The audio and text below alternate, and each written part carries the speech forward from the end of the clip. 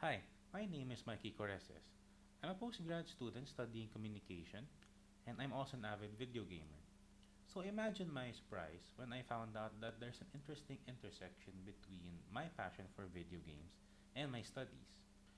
While studying, I came across a theory called the medium theory, which posits that media shapes audiences not necessarily by their content, but how they've been presented. Basically, people are affected differently by the medium, regardless if it's the same story. An example I could give is watching a film adaptation of a book. Think Harry Potter, for example. Usually, people prefer the experience of reading a book because their imaginations dictated how they imagine the story, the characters, the locations, and the like. While watching a film adaptation of the same story, people are subjected to the imaginations of others, the director, the writers, and the result may not be what audiences were expecting. As a gamer, I was surprised to see a lack of study on the subject using the medium theory. Based on what I've read, the literature has thus far been more on traditional mediums of communication. I wanted to extend the knowledge of the theory to something that I and many others really do care about. So, I decided to do some research myself. I wanted to do some background study on the medium theory and how it intersects with specific types of video games, namely narrative based games. Then I wanted to talk to experts in the field of communication to see if what I research is true. Afterwards, I wanted to talk to video game developers to see if, in the process of making these games, they follow the tenets, or at least parts of the tenets, that the communication theorists or experts have told me. Finally, I wanted to talk to gamers themselves if they truly feel something unique when they play these types of games. Before I begin, I'd just like to clarify some terms that I'll be using extensively throughout this video. These two terms are medium and video games. A medium is a term in communication used to signal how a message is being conveyed from one party to another. To further explain, I'd like to use a short excerpt from Little John and Foss from 2011. A medium can be presented as three metaphors that identify major ways of thinking about media: medium as vessel, medium as language, and medium as environment. The first metaphor, medium as vessel, is the idea that media is more or less a neutral container for content. For the second metaphor, medium as language, each medium has its own structural elements or grammar, like a language. Finally, for the third metaphor, the idea that media determined sensory information pervades our milieu and arrives with varying levels of speed, directionality, interactivity, physical requirements, and ease of learning. For video games, I'd like to take an excerpt from Owen from 2016. Video games are sports that take place in a computer. They're interactive TV shows and interactive movies. They're digital board games and card games. They're rough simulations of everyday life, including, probably, whatever you do for a living. Some video games are works of artistic expression. Others don't know what artistic expression is or why you would care whatever that is, but they're all video games. Also, while I'm talking about this academic mumbo jumbo, I'd like to take this opportunity to further talk about the medium theory in a bit more detail. According to Little John and Foss again, from 2011, the theory states that structural features of various media, apart from media content, affect how we think about and respond to the world. In essence, the medium theory has been used to argue that different forms of media affect how we think about these messages. However, like I said before, there hasn't been a real investigation for video games through the lens of this specific theory. So I'd like to be the one to get that ball rolling. As a supplement, I'll also be using a bit of visual culture to frame the presentation of video games. Nicholas Mirzov in 1999 said that visual culture focuses on the visual as a place where meanings are created and contested. and that one of the principal tasks of visual culture is to understand how these complex pictures come together. To start off, I would like to answer the question of why I would make a video out of something like this. Well, I spent some 20 years playing video games. Over the course of those 20 years, I've come across some of the most spectacular pieces of storytelling ever. Yes, I've watched films and TV shows, but there was just something special about being a character and experiencing the story as though I was the one in it. The most unique aspect of experiencing stories via video games is the fact that players play as the character. They experience firsthand what goes on in the story.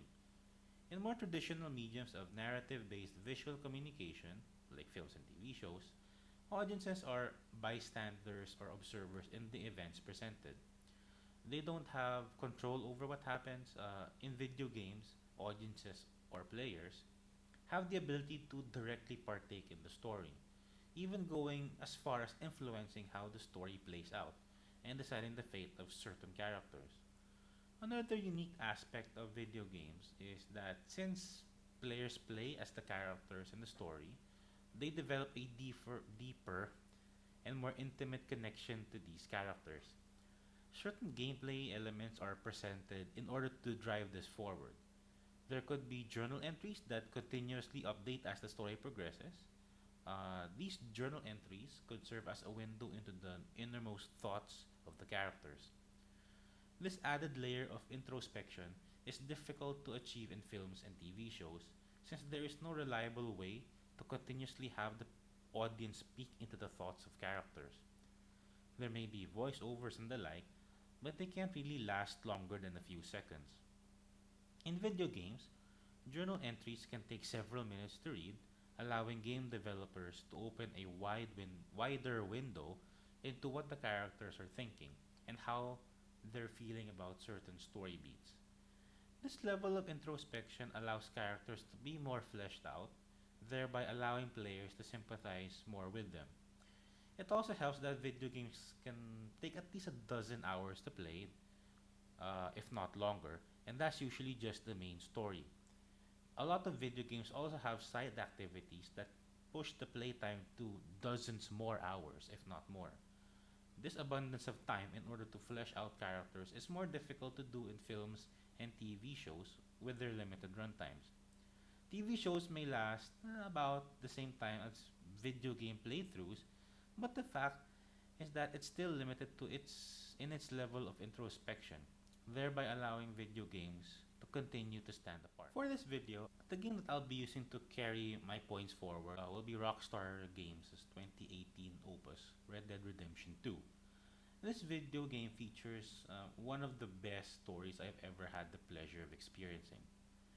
The game tells the story of Arthur Morgan, an outlaw on the run in the American Old West in 1899. During this time, America was becoming more civilized. As a result, the entire pastoral way of life was quickly becoming extinct as technology and law spread into the otherwise untamed western United States. Arthur, as part of a gang that wants to preserve their traditional way of life, free from the shackles of civilization, realized that there is nowhere left to go in a modernizing America. So they plan one last step so that they may leave and start anew. I wanted to use this specific game because I felt that it had all the elements that makes video games such a unique storytelling medium, but at the same time still being part of a larger sphere of media all coexisting together. I believe that no one single narrative based visual medium of communication is above the others. They all give and take from one another, thereby enriching their capacities to bring meaningful stories to their respective audiences. For Red Dead Redemption 2, Rockstar Games took production cues and homages from other mediums and used it for their game. However, since the medium that was used was video games, the story that it told had a different effect than if it had been told through another medium. The first thing that pops out in Red Dead Redemption 2 is its graphics. The game looks absolutely stunning. From the vistas in the wide open spaces on the map to the little details on characters' clothing, the game's presentation leaves one at awe at just how great it looks. Now, good or great graphics have long been a main goal of video game developers.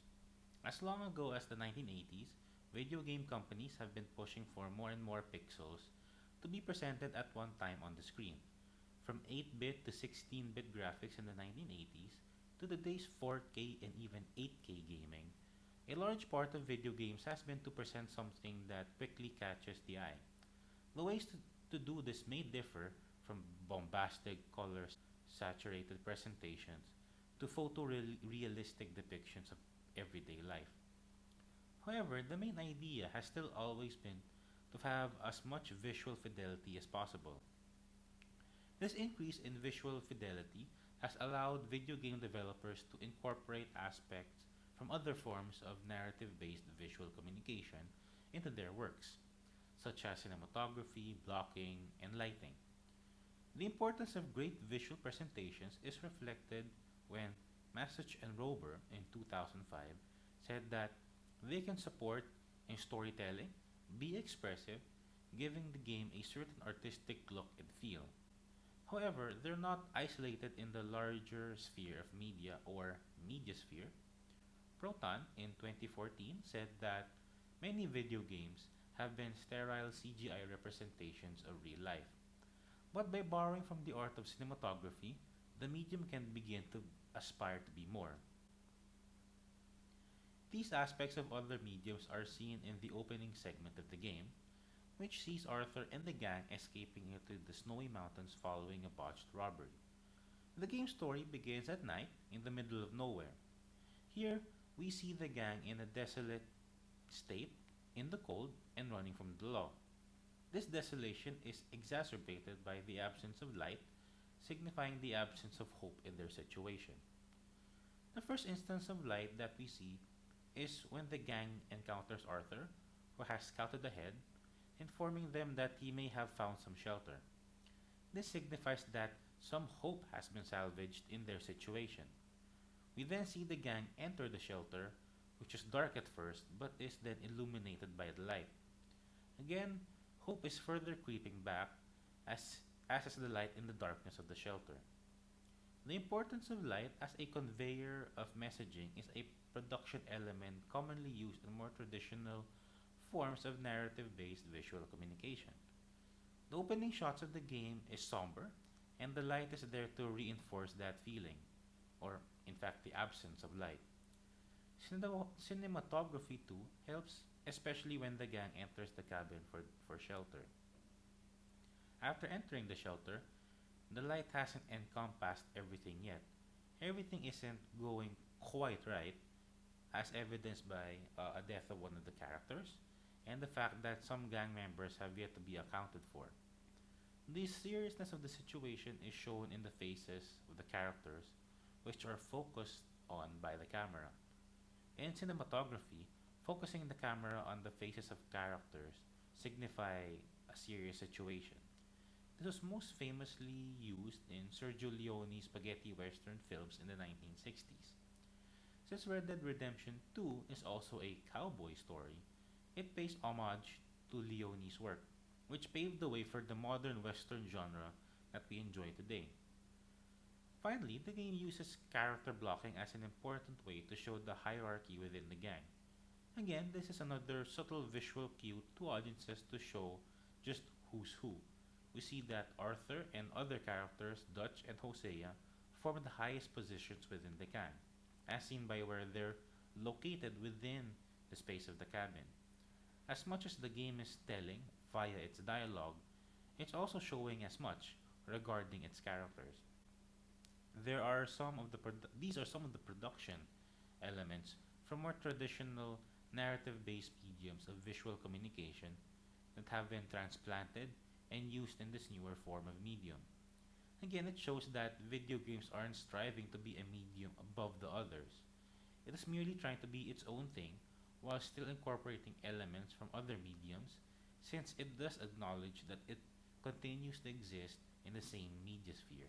Of course, as important as these production elements are in order to enrich the storytelling, the most important conveyors of messages are still the characters themselves. In traditional narrative based visual communication mediums, these characters were brought to life by actors and actresses. They acted out the story and gave it meaning. These actors were overt message givers and were supplemented by the subtle message givers of cinematography, lighting, etc. In video games, it isn't so easy to pull that off. However, again, with the emergence of new technologies, video game developers are now also able to model their characters with lifelike precision. In fact, in some instances, game developers are also able to get actors to actually act out their video game characters, as was the case in Red Dead Redemption 2. Here, Rockstar Games used motion capture technology to record every muscle movement that the actors did and translated that into the movements of their respective characters. Because of this, every little detail and nuance of the actors acting, even to the movements of their eyes, were able to be seen in game. In order to illustrate this, I'll be talking about a scene about halfway through the main story. Here, Arthur collapses and is taken to a doctor's office. As mentioned earlier, every little detail in the acting was actually done by the actors playing as Arthur, Doctor, etc.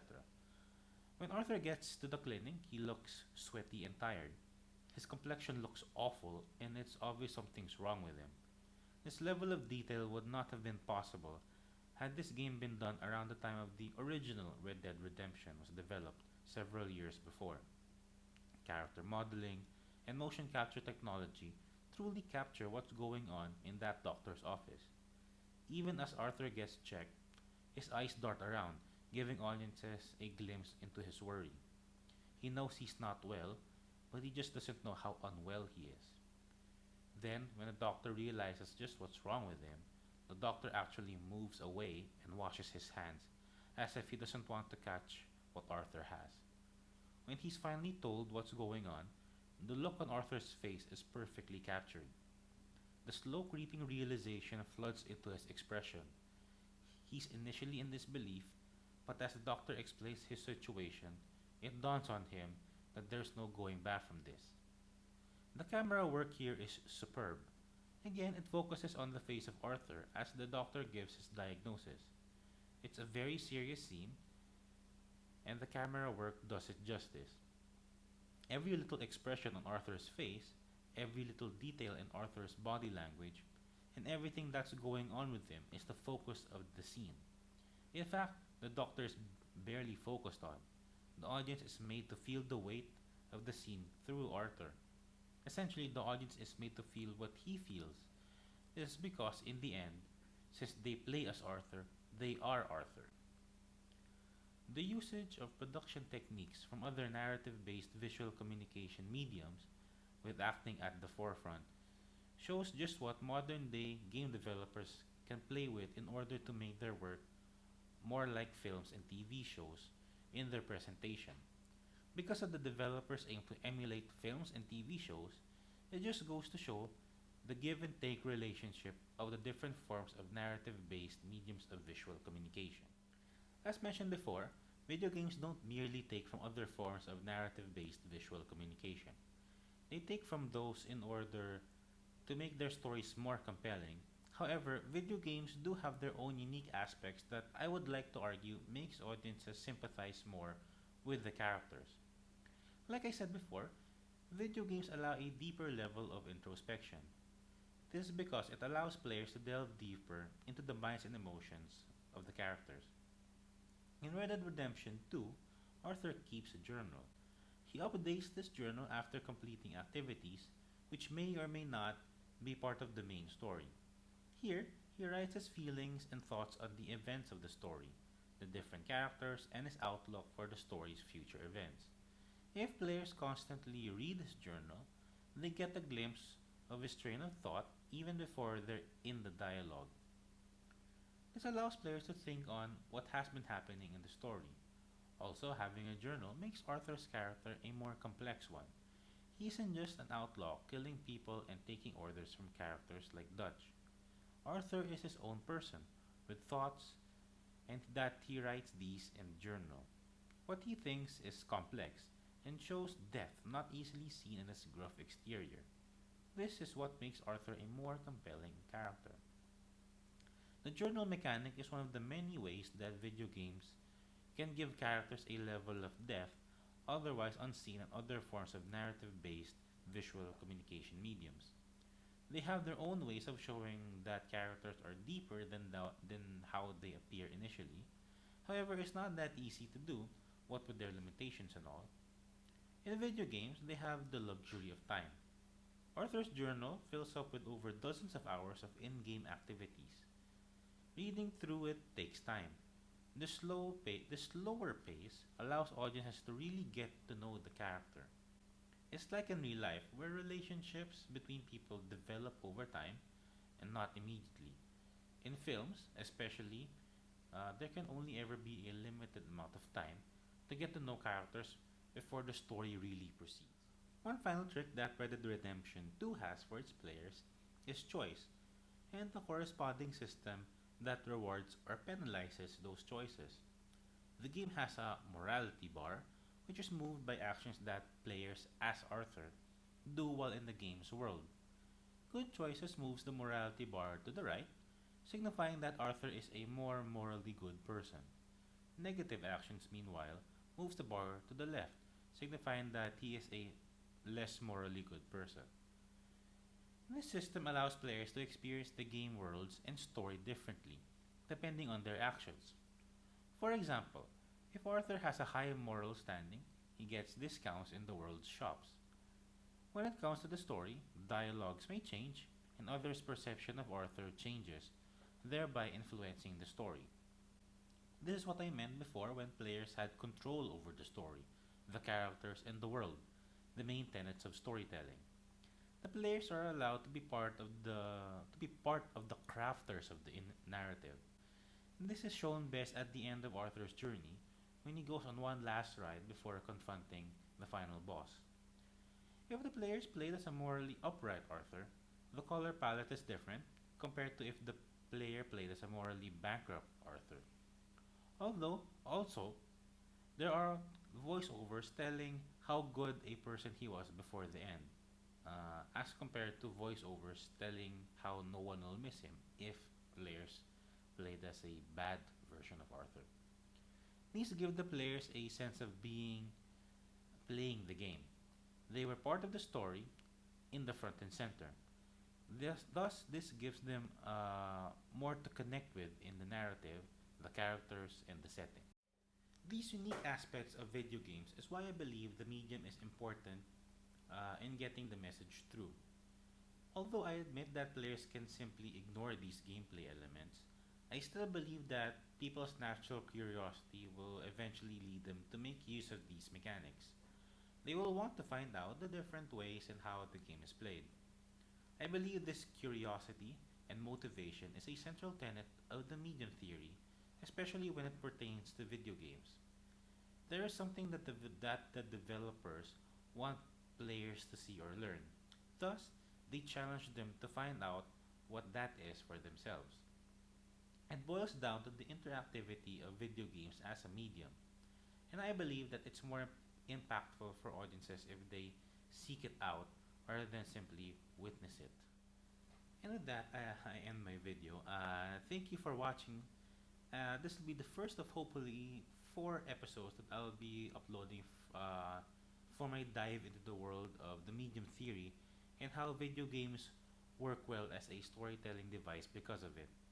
As part of the next episode, I'd like to have your opinions on what you think of the medium theory. Are video games a good medium for it? Or are there other theories that are more influential in our perceptions of narratives than the medium theory? I'd really like to know your thoughts down below in the comment section. Until then, bye guys.